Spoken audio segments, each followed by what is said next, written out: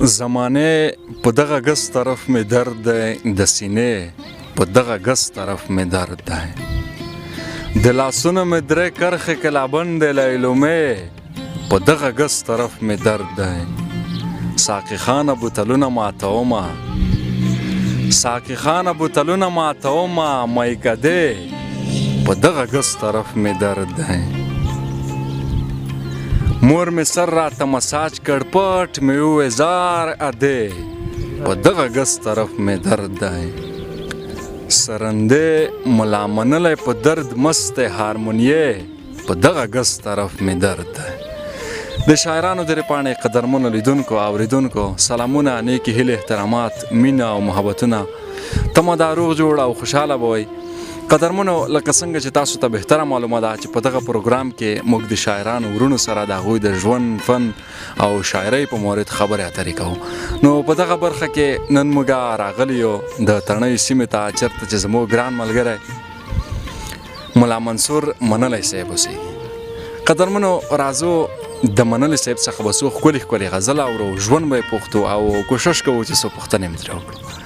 منلی صاحب زموږ د شاعرانو درې په پاڼه کې درته ډېر زیات خرغلاس او هرکلی وایم ستړی مه شئ قربان پاچا صاحب مینه احترامات سلامونه تاسو ته د شاعرانو درې ټولو لیدونکو ته هیله لرم چې ټول ښه وي او د صحت په کلیو کې بنغښتي وي قدمونه مو په لیمو هرکلی بیا هم درته وایو هر کله راشئ په خیر راغلی ډېره زیاته مننه منلی صاحب محترم زموږ خو دغه وړوکی شانتې پروګرام دی نو مسافر او وطنوال ملګري مو په هغه شیشه باندې ویني راځو په لومړیو کې یو غزل در څخه اورو بیا به مخکې ځو قربان د غزل نه مخکې د یوې خبرې یادوري کوم هغه دا چې ما ډېرې د تاسو ډېر مرکې اورېدلې دي نو ته دا خبره وکړې چې زموږ دا وړوکی شانتې پروګرام که نه دا بیخي وړوکی شان نه دی دا دومره لوی دی چې ان حد نه لري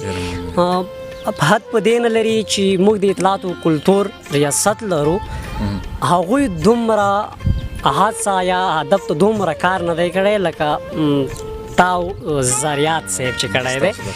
دغه ډېر لوی پروګرام دی یعنې بل ځل دا خبره باید داسې وکړي چې موږ په دغه لوی پروګرام کې هر کله یې درته وایم قربان دې شم غزل ته راځمه لومړی څو بیتونه دي د غزل نه مخکې د اسمان په کنارو کې تک شنه بنګ دی د اسمان قربان د اسمان په کنارو کې تک شنه بنګ دی مازدیګر دی لمر په تک سرور کې ړنګ دی او امیدونه مې په کاڼو کې پراته دي امیدونه مې په کاڼو کې پراته دي او په شو کې مې روزلې د پلنګ دی قربان او ټول دردونه مې زما غوندې لوپر دي ټول دردونه مې زما غوندې لوپر دي روږدې شوي د هارون پاچا په زنګ دي او زړه تنګون مې په څرمنه را زرغون دی تورې شونډې مې د وچ ګلاب په رنګ دي پسې غزل ته راځمه خو ډالۍ فریدون ریان ته دی په پیژنې او ځکه د غزل یې ما ته بېل داد در کړی و همدغه غزل ده ته ډالۍ دی روژه هم ده او ځینې بیتونه د روژې دپاره هم دي روژه مخی روښنایي نیولی و روژه مخی روښنایي نیولی و لکه ما پنځلسي نیولی و او زما زړه په ټولو ښکلو زما زړه په ټولو ښکلو میروګي نیولی و قربان زما زړه په ټولو ښکلو میروګي نیولی و زه ناروغ وم عجیبه وه زه ناروغ وم عجیبه وه درد زګیروي نیولی و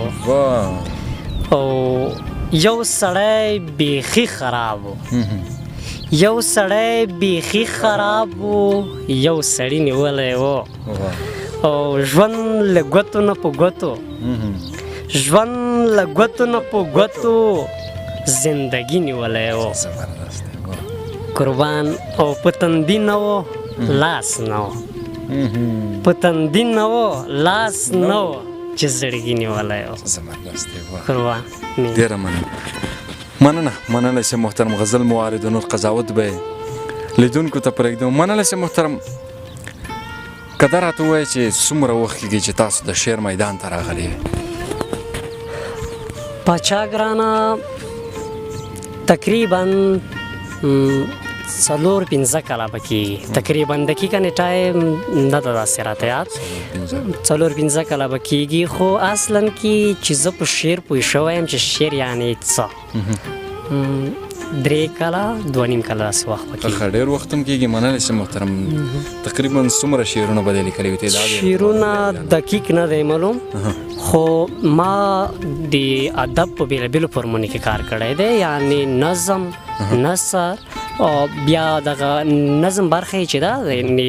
شعر برخه چې ده. په شعر کې مې هم په غزل کې، په نظم کې او په سپینکي لنډه کې شعرونه کې کار کړی دی. ډیر دي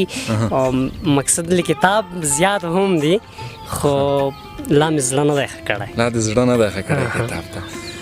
ډېره زیاته مننه. مننه چې محترم څه به وړاندې کوې لیدونکو ته، اورېدونکو ته به څه وایې؟ قربان غزل دی په تورو سترګو کې د سور رنگ لپوري هم ده په تورو سترګو کې د سور رنگ لپوري هم ده. زړه مې را ډک دی او تر څنګ لمر ډوبي هم ده.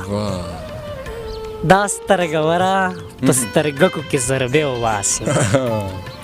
دا سترګوره په سترګکو کې ضربې وباسي تر دغه حده له شهوته انکاري هم ده. بیا یې ورمنلی سه قربان دا سترګوره په سترګکو کې ضربې وباسي تر دغه حده له شهوته انکاري هم ده. او د یارانې فلسفه ما په ټکي ټکي لوستې، د یارانې فلسفه ما په ټکي ټکي لوستې. پکې وروري هم ده او پکې چلبازي هم ده. واه څه زبردست دی قربان. بس خو دروغ یې ورک کې نجونې مې غونډې خوښې، بس خو دروغ یې ورک کړې نجونې مې غونډې خوښې. هو ختیځواله، منځواله او غربي هم ده. ټوله نړۍ کې مې خوښې دي. د بڼو رپ راته د غشو شغشغا یادوي، د بڼو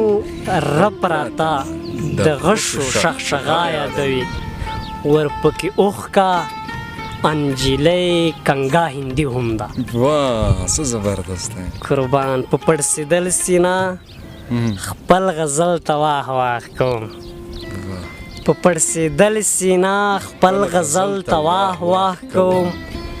په یو بې درکه وخت مې کړې شاعري هم ده. قربان پاچا سه.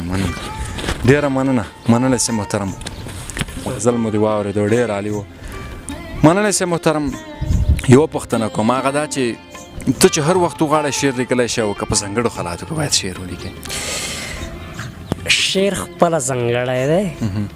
نو باید په ځانګړي حالاتو کې هم ولیکلی شي. یعنې شعر هر وخت نه لیکلی کېږي که نه. حالات چې کله مناسب شول شعر ته شعر لیکل کېږي. په ځینې خلک دا خبره کوي چې مثلا څوک چې ډېر درد ولري هماغه شاعري کوي، یا څوک ډېره خوښي ولري هغه هم شاعري دي. یعنې د شاعرانو بېلابېل دغه بېلابېلې اړخونه رااخلي، هم شاعران بېلابېل اړخونه رااخلي، خو مقصد د حالات باید ځانګړي وي. شعر خپله ځانګړی دی. مننه صاحب، تاسو شاعري د خپل ذوق پالنې لپاره کوئ او که د ټولنې لپاره؟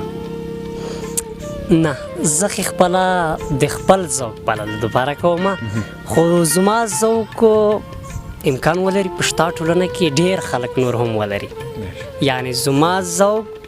زما دپاره هم شو او زما ذوق د ټولنې لپاره هم شو. او زه چې څه وایم څه لیکم امکان ولري ټولنې خوبي هم پکې وي که نه. نو مننه صاحب، مینوال به دې م په تمه وي چې ستاسو د خولې خواږه خواږه غزل واورئ. نو مهرباني غزلونه به درڅخه واورو. قربان. د وطن د ارزانۍ د فروش کیسې دي. د وطن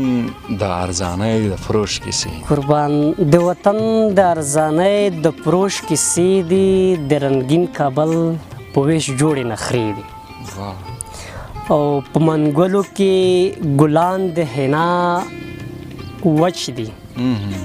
په منګلو کې ګلان د حنا وچ دي ډېرې بدې او خرابې علامې دي هو پړسېدلې سترګې ته چې نشه دي پړسېدلې سترګې ته چې نشه دي خو نشه ورکې د 0 درجې دي او څڼور زلمي په غرونو کې ویده دي څڼور زلمي په غرونو کې ویده دي په عسکرو پنډې خاورې را پرتې دي قربان څڼور زلمي په غرونو کې ویده دي په عسکرو پنډې خاورې را پرتې دي او چراغونه د ښار تت غوندې چراغونه د ښار تت غوندې سترګه کړي د وټونو په زړه کند او تغمې دي او انسان مرګ پکې حرام دی حرمینو انسان مرګ پکې حرام دی حرمینو ما چې لوستې کومې 13 سپارې دي قربان 50 انسان مرګ پکې حرام دی حرمینو ما چې لوستې کومې 13 سپارې دي قربان بلم درڅخه اورم منلی سې محترم په دې وروستیو کې ستا د خوښې غزل اورم زما د خوښې ډېر در باندې ګران چېرته که فرصت پیدا شو لاړو قهوتون ته زه به د چکلیټو په ځای تا ورسره خورم او بل رقم ته خوند کوي زما دا طریقه لږ زلپنې عطر لږ هوا ورسره خورم سخته زبردست شتمني لرم زرګره ژېړه پیړه زنه که طلا ورسره خورم زما د خوښې غزل همغه به ووایم زما د درد د قرارۍ نورې ګولۍ نشته زما د درد د قرارۍ نورې ګولۍ نشته 1000 شک مې ستا په دغې بزرګۍ نشته او هلک تنها دی او تر څنګ نجلۍ نه ده ناسته هلک تنها دی او تر څنګ نجلۍ نه ده ناسته مقصد مې دا چې ګلاب شته جنت کوکی نشته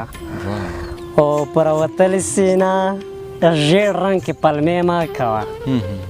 پر وتلې سینه ژېړ رنګ کې پلمې مه کوه انګور راولوېشه دا مه وایه چې مه نشته قربان ملګرو یو بل سره زور کړ د قهوې په خرڅې ملګرو یو بل سره زور کړ د قهوې په خرڅې ګرسون ما ناسته کتل ما وی چې روپۍ نشته او یارانو ما په مشرومتوب هم لپارې کړې ده یارانو ما په مشرومتوب هم لپارې کړې ده د مشرومتوب کالي مې شته پرېوا تڼۍ نشته قربان یارانو ما په مشرومتوب هم لپارې کړې ده د مشرومتوب کالي مې شته پرېوا تڼۍ نشته او ملا منلی په زمۍ سینه شعرونه لیکدي ملا منلی په زمۍ سینه شعرونه لیکدي نو د کتاب په پختی څنګه بیا زمۍ نشته قربان پاچا صاحب ډېره زیاته مننه منلی سم محترم چې خپل قیمتي وخت مو زموږ سره ضایع کړ ډېره زیاته قربان ډېره مننه پاچا صاحب ښه ادبات سوکاله دوی چې دومره تکلیف مو وګڼلو تر دغه ځایه راغلی مننه